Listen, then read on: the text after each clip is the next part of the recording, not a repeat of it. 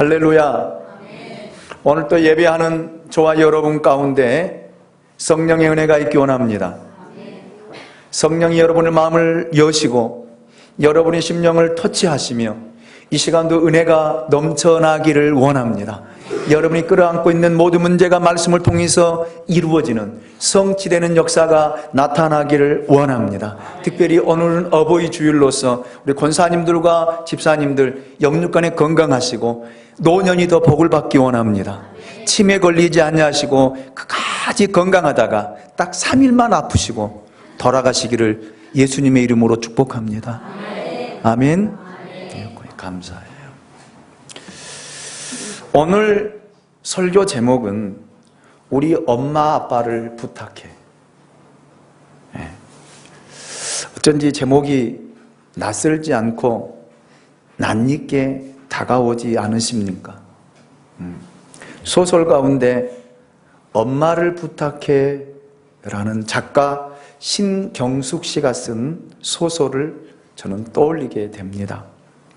베스트 소설로 약 200만 부 이상이 팔려나갔고 또 영어로도 번역되어 국경을 넘어 전 세계적으로 화제작이 된 엄마를 부탁해. 사진 한번 띄워주시죠.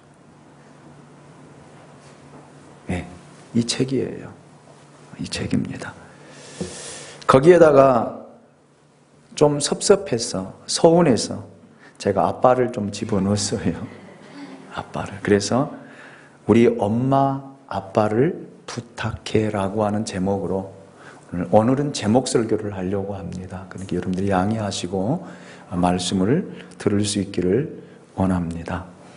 이 소설이 그토록 국경을 넘어 수많은 사람들에게 어필하게 된 이유가 무엇일까?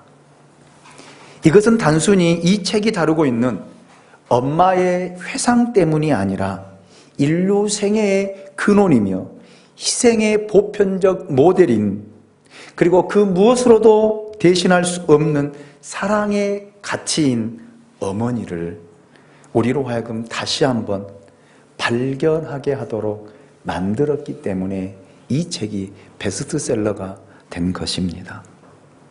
이 소설은 지하철역에서 아버지의 손을 놓치고 실종된 치매에 걸린 어머니의 흔적을 찾아가는 가족들의 이야기로 시작이 되어집니다. 엄마가 사라짐으로 가족들에게 새롭게 다가오는 역설적인 존재가 되었습니다. 그래서 전단지를 붙이고 광고를 내면서 엄마를 찾아 헤매는 가족들, 그들은 잃어버린 엄마를 찾아 헤매면서 그동안 잃어버리고 살았던 어머니의 기억을 다시 복원해내기 시작합니다. 큰 아들의 회상입니다. 큰 아들은 참으로 오래간만에 아들의 졸업 증서를 들고 난생 처음 기차를 타고 서울에 올라와 아들이 머물고 있는 숙소에 머물러 아들 곁에 누워 어머니가 아들에게 조근조근 말해 주었던 그 목소리를 떠올리게 됩니다. 한번 들어보십시오. 넌 내가 낳은 첫 애가 아니냐. 내가 나에게 뭐든 처음 해보게 했잖아. 배가 그리 부른 것도 처음이었고 젖도 처음 물려보았고 너를 낳았을 때 내 나이가 지금 너의 나이였고 눈도 안 뜨고 땀에 젖은 붉은 내 얼굴을 처음 보았을 때 놀라고 기쁘고 슬프고 이 아이를 내가 정말 낳았나? 이제 어찌해야 하나? 고단할 때 방에 들어가 누워 내 손가락, 내 발가락 만지면 이상하게 힘이 났단다. 신발을 처음 신길 때에 정말이지 이상하게 신바람이 난 거야.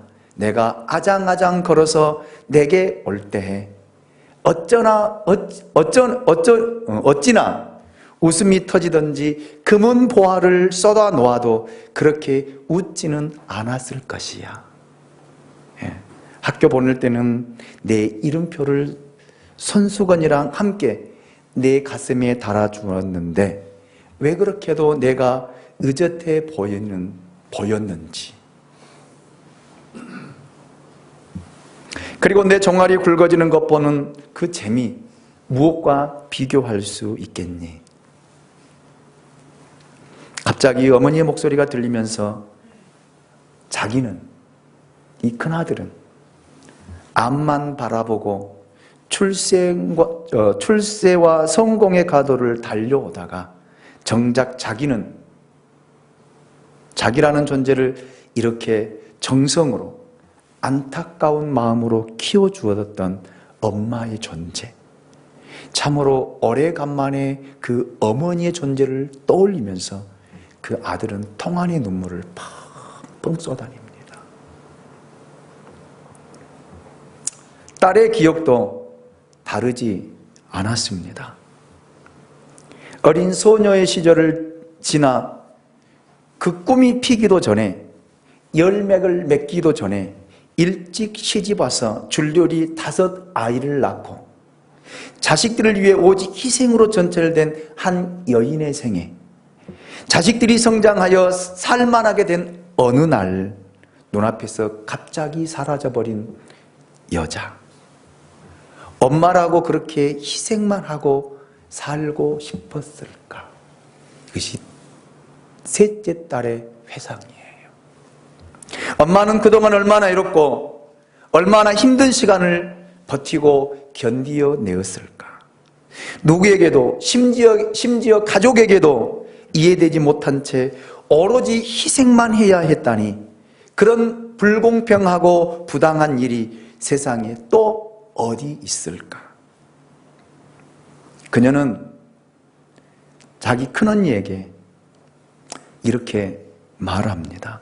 언니, 단 하루만이라도 엄마와 같이 있을 수 있는 그날이 우리에게 다시 돌아올까? 엄마를 이해하며 이제 엄마의 이야기를 들으며 세월의 어딘가에 파묻혀버린 엄마의 꿈을 이루하며 엄마와 함께 보낼 수 있는 시간이 우리에게 다시 올까? 하루가 아니라 단 몇 시간만이라도 그럴 시간이 나에게 주어진다라면 나는 엄마에게 이렇게 말하고 싶어. 엄마가 한 모든 일들이 자랑스럽다고. 그것을 해낼 수 있었던 엄마가 너무너무 자랑스럽다고. 아마도 기억해 주지 않았던 엄마의 일생을 난 정말 사랑한다고, 존경한다고. 언니야, 엄마를 포기하지 말자. 우리 엄마 찾자.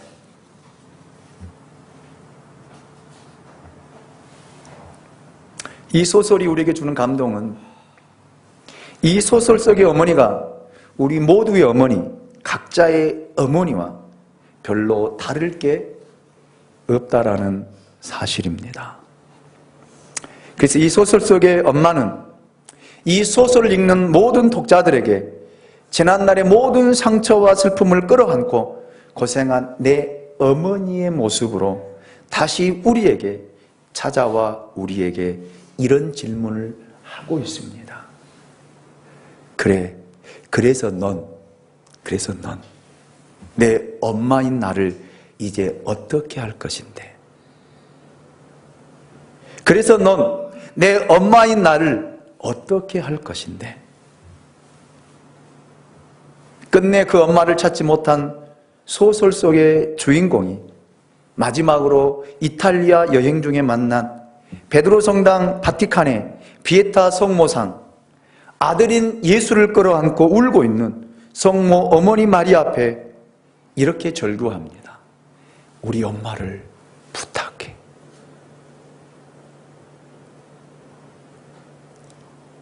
우리 엄마를 부탁해. 이것이 이 소설의 내용입니다.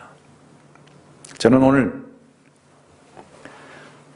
어버이의 주일을 맞이하면서 우리가 너무나 잘 알고 있는 본문, 하나님 말씀 앞에서 여러분들을 낳으시고 기르시고 성장시킨 여러분의 부모님들을 회상할 수 있기를 원합니다. 이 땅에 계시는 부모님이 계신다라면 여러분 부모님들의 얼굴을 회상하시고요. 여러분의 부모님이 세상을 떠나 하나님 나라에 가 계신다라면 그 부모님의 얼굴을 추억하면서 그 부모님의 얼굴을 한번 그려보며 추억하는 이 시간이 될 수 있기를 원합니다. 오늘 말씀 앞에서 오늘 우리들의 어버이, 우리들의 아버지, 우리들의 어머니를 우리가 어떻게 하면 좋냐? 어떻게 하면 좋을까? 어떻게 하는 것이 진정한 효도일까? 어떻게 하면 부모를 공경하는 일일까? 하나님 앞에 한번 물어볼 수 있기를 원합니다. 오늘 본문은 두 가지로 우리에게 결정과 결심을 촉구하고 있습니다. 오늘 본문이 촉구하는 어버이를 위한 두 가지의 결심이 무엇이어야 할까? 첫째로, 할 수 있는 최선으로 부모님을 섬기라는 것입니다. 우리가 예수님을 따라가는 제자라면 그 예수님이 하신 일, 예수님이 보여주신 그 모범을 따라가는 것이 마땅한 일이 아니겠습니까? 그렇다면 그 예수님의 모범, 십자가에서 죽는 마지막 순간까지 끝까지 예수님이 챙기신 것은 그의 어머니였다는 사실을 여러분 기억할 수 있기를 원합니다. 사람이 고통을 느끼면 정도 이상을 벗어난 격렬한 고통을 느끼면 그 고통 속에서 사람은 아프다는 고통 이외에는 아무것도 생각하지 못하는 것이 일반적인 예라고 합니다. 여러분, 이런 고통을 여러분 느껴보셨습니까? 여러분 몸이 아파서 정말 죽을 것만 같아. 너무 힘들어. 차라리 죽었으면 좋겠다. 이런 고통 속에서 여러분이 떠올릴 수 있는 것이 뭘까요? 대부분은요, 자식 떠올려요. 자식. 우리 자식은 어떻게 할까? 앞으로 어떻게 되어질까? 내가 떠나고 난다라면 우리 자식들은 어떻게 자랄까? 어떻게 성장할까? 내 남편과 내 아내는 어떤 모습이고 어떤 형태일까? 이런 생각을. 그런데 예수님은요, 십자가에서 그 고통의 절정에서 어머니의 모습을 그려냅니다. 그 십자가의 고통, 사람이 경험할 수 있는 최고의 고통, 그 절정의 고통, 그 고통 속에서 예수 그리스도는 그의 어머니 마리아를 생각해 내셨습니다. 자신을 바라보고 아파하는 어머니를 바라보며 그 십자가의 고통 속에서 어머니를 이렇게 부르십니다. 그것이 바로 오늘 26절이에요. 26절을 같이 한번 읽어보겠습니다. 같이 읽습니다. 시작. 예수께서 자기 어머니와 사랑하시는 제자가 곁에 서 있는 것을 보시고 자기 어머니에게 말씀하시되 여자여 보소서 아들이니이다. 아멘. 제가 바로 당신의 아들입니다.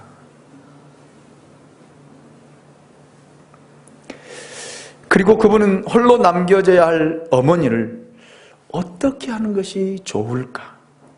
어떻게 하는 것이 부모에게 효를 다하는 것일까? 어떻게 하면 부모를 공경하는 것일까를 생각해 내셨다라는 그런 말입니다.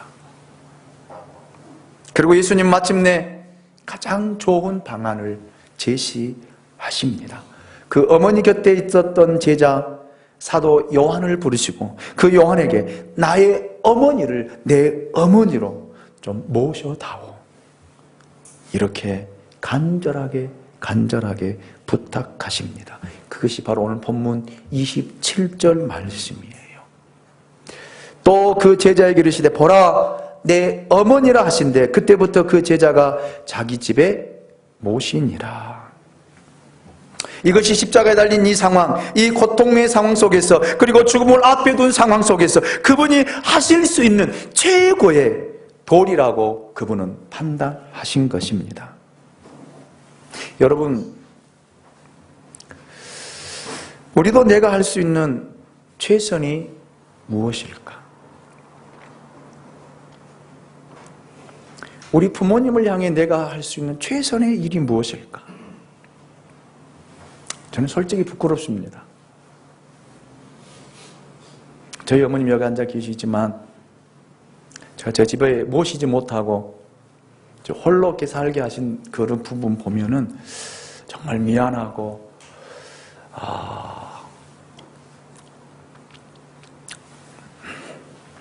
자식의 도리를 다 못하는 것 같아서 정말 마음이 무거워요. 그러면서 내가 이 설교를 어떻게 할까?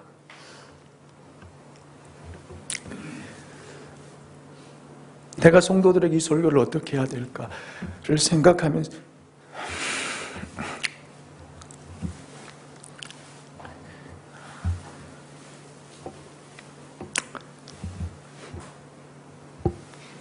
나는 모시지 못하면서 내가 우리 성도들에게는 어떻게 가르쳐야 되고 어떻게 전해야 될까?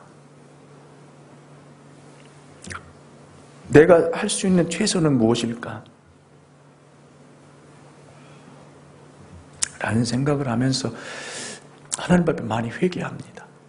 그리고 저희 어머님한테 너무너무 죄송하고요. 여러분들에게도 정말 별 낯이 없고요.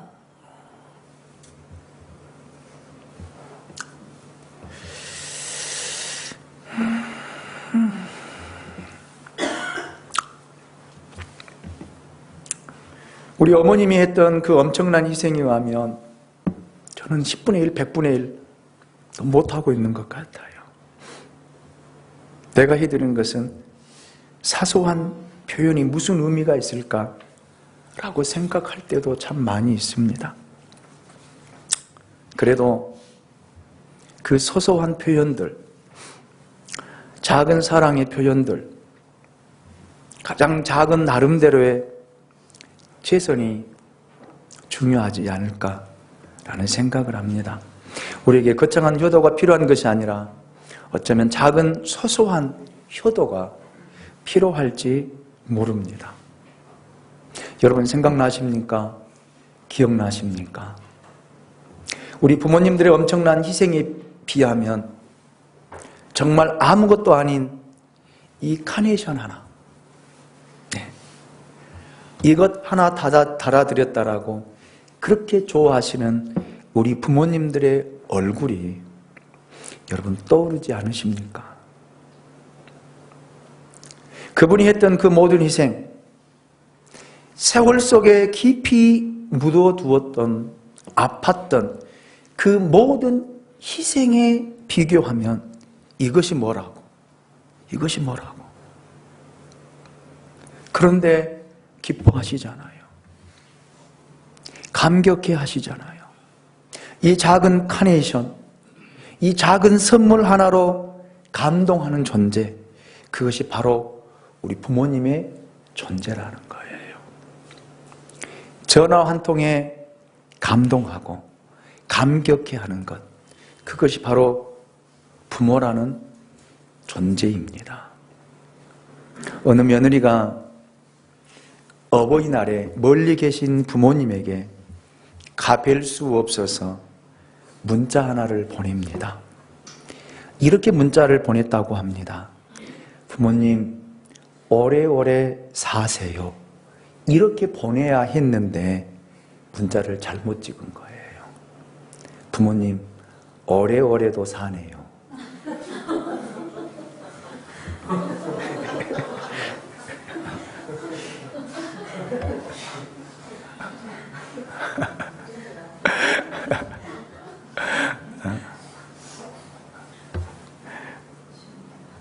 단어 하나의 차이잖아요. 오래오래 사세요가 오래오래 사네요 으로 바뀌었으니 얼마나 충격이었겠습니까? 그런데도 그걸 받아본 부모의 심정, 기분이 좋다는 거예요. 그래서 저는 여러분에게 제안을 드립니다. 문자 한 통 보내드리십시오. 전화 한 통 해드리십시오. 그리고 작은 선물 보내십시오. 그리고 용돈도 좀 드리십시오. 그리고 부모님 건강 체크해 드리십시오. 자주 손자라도 보여드리십시오. 맡기지는 말고요. 보여만 드리세요. 그리고 사랑의 고백을 하십시오. 사랑합니다. 감사합니다. 이렇게. 네. 여러분 부모에게 돈 들어간 거 아니잖아요. 힘든 일 아니잖아요. 그러면 또 여러분 그렇게 저는 사랑의 표현을 잘 못해요. 뭘 못해요? 하면 되잖아요.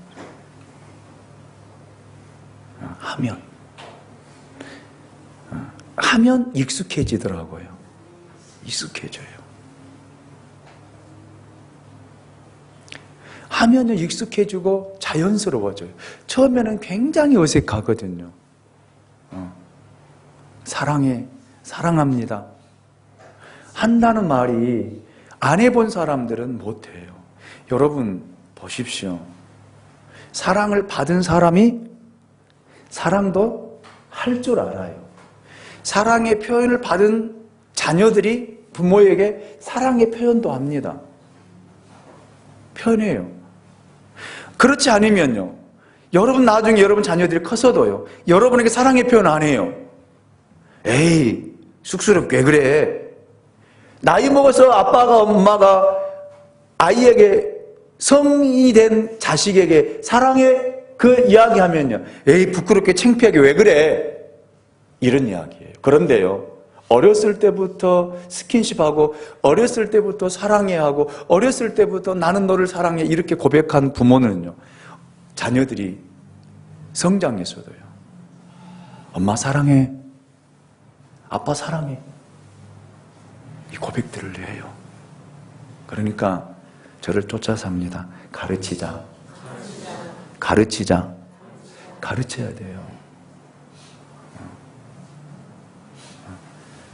사랑한다고 이야기를 많이 해주세요. 사랑한다고.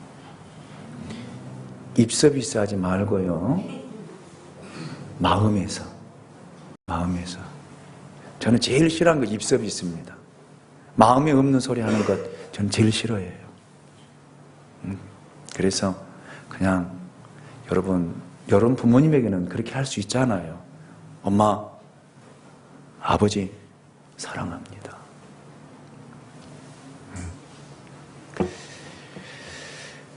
십자가에서 돌아가시면서도 그 아파하는 고통의 절정 속에서도 예수님의 마음을 붙들고 있었던 것이 어머니에 대한 관심이었어요.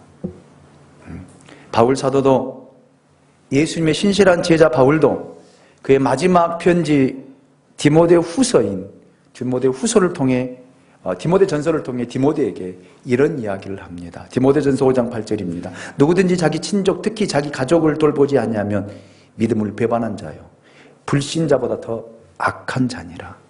예, 그렇게 이야기하고 있습니다. 그렇기 때문에 여러분을 낳으시고 여러분을 길러주신 여러분 부모님에게 여러분 고맙다라고, 감사하다고, 사랑한다라고 꼭 고백할 수 있기를 주님의 이름으로 축원합니다. 저희 어머님 여기 계신 어머님 사랑해요. 사랑해요. 사랑해요. 이렇게 여러분 고백할 수 있기 원합니다. 두 번째 결심은요, 할 수 있는 기도로 우리 부모님을 주께 부탁하라는 거예요. 우리가 엄마를 부탁해라고 하는 신경수 씨가 쓴 그 소설 속에도 그들이 찾을 수 없어요. 찾지를 못했어요. 그래서 우리 엄마를 좀 부탁해. 누구에게요? 누구에게? 주님께. 부탁하는 그 모습을 볼 수 있지 않습니까? 저는 오늘 본문을 읽으면서 제 마음속에 일어나는 의문이 하나 있었습니다. 왜 하필이면 예수님은 그의 어머니 마리아를 제자 요한에게 부탁했을까? 요한 말고도 다른 제자가 있었잖아요. 유다 빼고도 10명의 제자가 있었잖아요. 그런데 왜 하필이면 요한에게, 아니 예수님의 육신의 동생들도 있었습니다. 마태복음 13장 55절을 보면 다른 4명의 예수님의 형제 이름들도 소개되고 있습니다. 여러분, 그들에게 부탁하는 것이 마땅한 순리가 아니겠습니까? 형이 없어지면 동생들이 그 어머니를 돌보는 것이 마땅하지 않겠습니까? 그런데 왜 하필이면 사도 요한에게 십자가에서 죽어가면서 이렇게 부탁을 했을까? 오늘 본문을 자세히 읽어보고 묵상해보면 요한이라고 하는 이름이 나와 있지 않습니다. 그냥 26절에 보면 사랑하는 제자 이렇게 표기되어 있습니다. 이름을 밝히지 않고 사랑하는 제자. 그러나 그럼에도 불구하고 많은 성경학자들은 거의 일치하게 이 사랑하는 제자가 요한복음의 저자인 사도 요한이었을 것이다 라고 하는데 일치를 하고 있습니다. 요한복음에는 4번 이상 이런 표현이 있습니다. 사랑하는 제자. 자기 이름을 밝히는 대신에 요한복음에 기록한 요한은 주님의 특별한 사랑을 받고 있는 제자라고 자기 자신이 성경에 그렇게 기록을 하고 있습니다. 그러니까 예수님에게 가장 사랑받은 제자가 누구였어요? 요한이었습니다. 요한이었어요.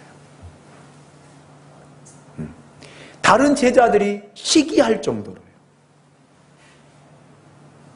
성경을 보세요. 다른 제자들이 시기하잖아요. 왜? 늘 예수님 곁에 누가 있었냐면 요한이 딱 달라붙어 있었어요. 항상. 그래서 성만찬식 때에도 예수님 옆에 앉아서 어깨를 예수님에 기대고 얼굴을 그 품속에 기댔던 제자가 누구냐면 요한이에요. 얼마나 많은 눈총을 받았는지 몰라요.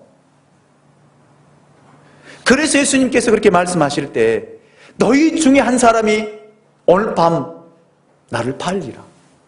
그럴 때 여러분 베드로 보십시오. 예수님 그 옆에 앉아있다가 요한에게 물어봐봐. 누구냐고 물어봐봐. 그러잖아요. 저는 여러분에게 이렇게 부탁을 드리고 싶습니다. 예수님의 가장 사랑받는 제자들이 되시기 원합니다. 아멘입니까?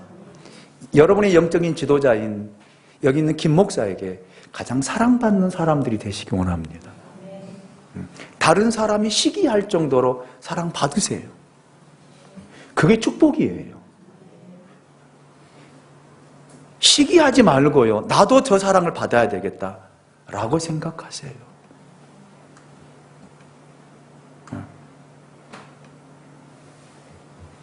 그래서 예수님이 그 사랑하는 제자에게, 사랑을 아는 제자에게, 사랑을 받아보는 제자에게, 사랑을 느낀 제자에게 누구를 부탁한 거예요? 어머니를 부탁한 거예요. 요셉과 마리아를 통해서 태어난 형제 4명도 있었잖아요. 다른 제자들도 있었잖아요. 그럼에도 불구하고 여러분, 가장 사랑을 받고 가장 사랑을 경험하고 가장 사랑을 알고 있었던 그 사도 요한에게 여러분 자기 어머니를 부탁한 거예요. 우리 어머니를 좀 부탁한다.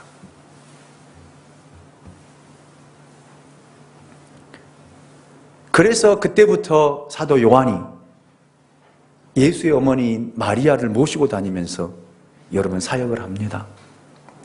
터툴리안이라고 하는 교부의 기록에 의하면 사도 요한은 100세를 채우고 그 다음날 세상을 떠났다라고 AD 106년으로, 사도 요한이 죽은 횟수를 AD 106년으로 기록을 하고 있더라고요. 그런데 중요한 것은요, 여러분, 사도 요한이 그 마리아를 끝까지 사랑하고 끝까지 책임지고 끝까지 돌보았다는 거예요. 그래서 사도 요한이 소아시아 터키 예배소에서도 목회하면서 여러분 그 어머니 마리아를 모시잖아요. 어머니 마리아를 모시고 산 그 마리아의 집이 지금도 성지순례 가면 존재하고 있습니다. 성지를 순례하는 사람들의 발걸음이 끊이지 않고 그 예수의 어머니 마리아가 살았던 그 터키 그 집이 지금도 보존되어 있고 성지로 지정이 되어 있습니다. 그런데 중요한 것은요, 여러분 사도 요한에게 어머니를 맡겨놓고 여러분 예수님이 사도 요한에게 제일 제자들 중에서 오래 살도록 순교하지 않도록 하나님이 지켜주시잖아요. 그래서 10명의 마띠아까지 11명의 제자가 다 순교합니다. 어느 제자는 십자가를 거꾸로 지고요, X자로 십자가를 메고 순교하고요, 목 잘림을 당하면서 순교하고요, 가죽이 다 벗겨져서 순교하는데 요한은 순교하지 않아요. 그리고 100세까지 살지 않아요. 왜? 예수님에게 사랑을 받은 그 사랑으로 예수의 어머니 마리아를 돌보도록 주님이 지켜주셨다라는 그런 말입니다. 하나님이 함께 주셨다라는 말입니다. 여러분, 이런 은혜가 오늘 저와 여러분 가운데 있기를 원합니다. 여러분 부모에게 요를 하면요, 여러분 이 땅에서 장수하게 될 줄로 믿습니다. 그래서 여러분 사랑을 받아보는 사람이 사랑을 하는 거예요. 사랑을 받아본 사람이 사랑도 나눌 줄 아는 거예요. 사랑을 느낀 사람이 그 사랑의 표현도 할 줄 아는 거예요. 사랑 받아보지 못한 사람은요, 못하더라고요. 못하더라고요. 부부간에도요, 여보 사랑 이 말을 못하더라니까요. 제가 삼산에 있을 때 권사님하고 집사님하고 연세가 많으셔가지고 그래서 사랑해라고 고백 앞에서 하라니까 못하더라고. 못해. 안 해봤대. 한 번도 안 해. 그러면 연애는 어떻게 했을까? 근데 안 해봤대. 하라니까 못해요. 허깅하라니까 허깅도 잘 못하더라. 어떻게 할 줄 몰라요.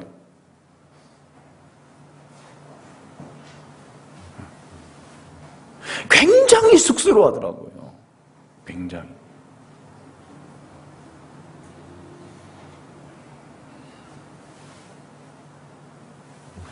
여러분, 저를 쫓아서 합니다. 사랑의 표현은 자주 해야 늘어난다.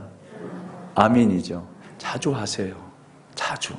한번 옆 사람에게 손을 잡고 나 당신을 사랑해. 그렇게 해봐요. 그래요. 우리 임춘자 권사님, 주희성 권사님, 김선선 집사님, 한순애 집사님 사랑해요. 사랑해요. 사랑합니다.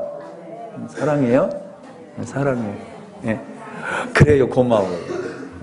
여러분 이렇게 사랑의 표현을 자주 해야 돼요.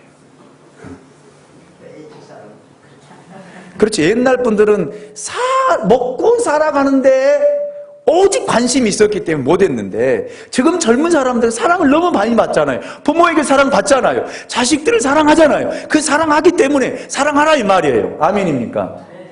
예. 그래야만이 여러분 오래 살아요. 오래 살아. 예. 그리고 여러분 부모님을 여러분 주님께 맡기시기 원합니다. 맡기세요. 내가 할 수 있는 일이 뭐가 있겠어요? 내가 부모님을 계속 따라다니겠습니까? 언제나 함께 할 수 없는 노릇이잖아요. 특별히 저는 치매 공부를 해서 치매를 돌보는 제가 자격증을 가지고 있습니다. 요양보호사 1급 자격증도 가지고 있고요. 치매 공부를 하다 보니까 세계적으로 가장 치매를 받아들이지 못한 나라가 우리나라예요. 우리 엄마가, 우리 아빠가 치매 상상도 못하는 거예요. 그리고 병원에서 결정되어지면 그때 이제 허둥지둥해요. 어떻게 해야 될 줄 몰라요. 그래서 문재인 대통령이 치매 환자는 나라에서 책임진다라고 공약을 해서 정말 많은 예산들을 편성해서 나라에서 지금 운영을 하고 있어요. 그래서 앞으로는 더 좋아질 것입니다. 중요한 것은요, 여러분 부모가 치매 걸리면 가족들과 못 살아요. 다 어디로 보내냐면 어디로 보내요? 요양원으로 보냅니다. 시설이 잘 되어 있어요. 그래서 보냅니다. 왜? 시기를 놓쳐버린 거예요. 시기를. 여러분 치매 초기에 발견되면요, 여러분 그 상태로 돌아가실 때까지 유지시킬 수 있어요. 병원에 진단받고 하면은 국가에서 요양사 선생님을 붙여주어서 그 선생님이 하루에 몇 시간씩 인지운동을 하게 하고 인지활동을 하게 해줘요. 그리고 국가에서 보조를 해줍니다. 본인 부담 15%인가 되고 나라에서 80%인가를 대줘요. 그래서 관리를 해줍니다. 그래서 치매가 발견되어지고 빨리 초기에 발견되어지면 그 상태로 약물을 써서 그 뇌의 작용을 그대로 유지를 시켜줘요. 그런데 우리는 그 초기를 놓쳐버리고 중기지나 말기 때 발견하거든요. 그러면 이미 그때는 손쓸 수 없는 상태에 되어져요. 사람도 못 알아봐요.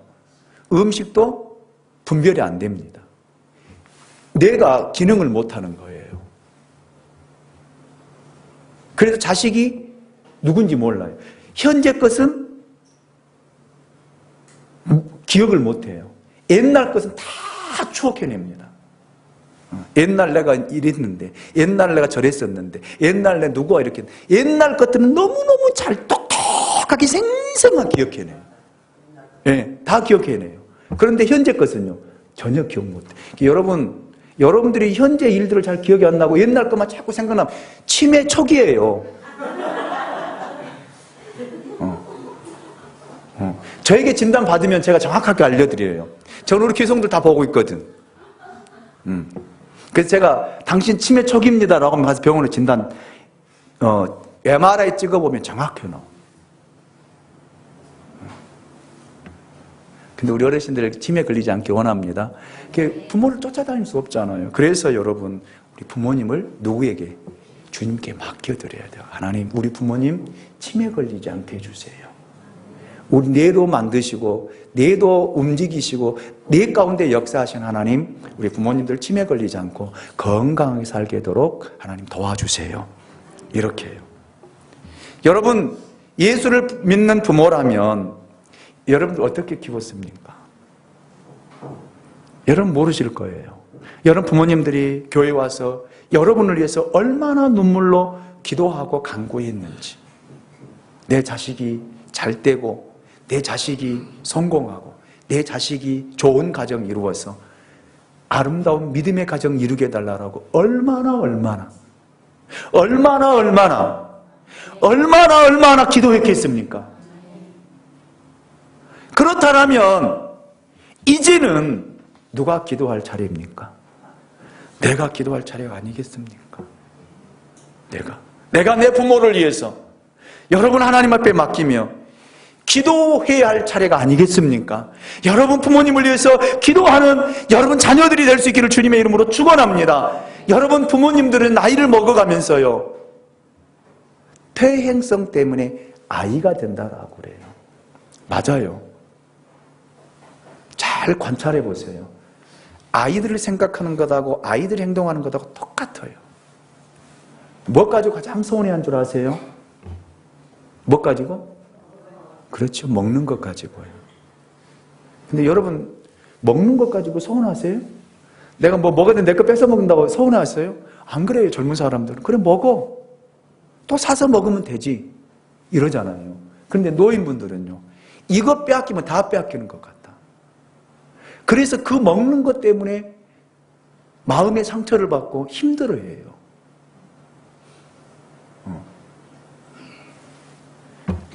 아이들도 그러잖아요. 아이들도 여러분 지 손에 쥐고 있는 것 달라고 하면 안 줘요. 빼앗아가면 울고 난리 나잖아요.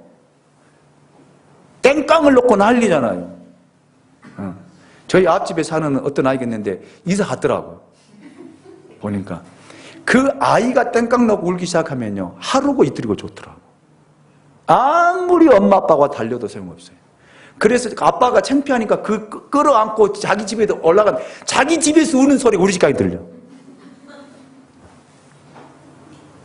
와, 나는 그런 애 처음 봤어. 그래서 제가 그랬어요. 저놈은 뭐가 돼도 크게 될 놈이다, 내가 그랬어요. 야, 울어도 그렇게 울까? 1시간, 2시간, 3시간, 4시간 아파트 앞에서 울어요. 소리 팍팍 질러가면서. 엄마가 와서 달래도 안 돼. 아빠가 달래도 안 돼. 다 갖다 줘도 안 돼. 그러니까 아빠 엄마가 놔두고 올라가 버리더라고. 그런데도 어느 정도 울다면 그치잖아요, 애들은. 걔는 안 그쳐. 안 그치다. 야, 그런 독점이 있을까? 여러분, 이렇게 아이들처럼 부모님들은 먹는 것 가지고 굉장히 그래요. 그렇기 때문에 여러분들이 먹을 것도 갖다 드리고요. 아멘? 그런 것 때문에 서운해하지 않도록 여러분 하시고, 부모님이 나를 위해서 기도했던 것처럼 여러분들도 부모님을 하나님께 맡기시기 바랍니다. 아멘? 맡기고 하나님, 우리 엄마 아빠를 부탁합니다. 하나님이 친히 함께 동행해 주시옵소서. 이렇게 두 손을 모으고 기도하는 자녀들이 될 수 있기 원합니다. 저를 쫓아서 합니다. 하나님, 우리 엄마 아빠 부탁드립니다. 아멘. 기도합니다. 하나님 고맙습니다. 오늘 우리를 사랑해 주시고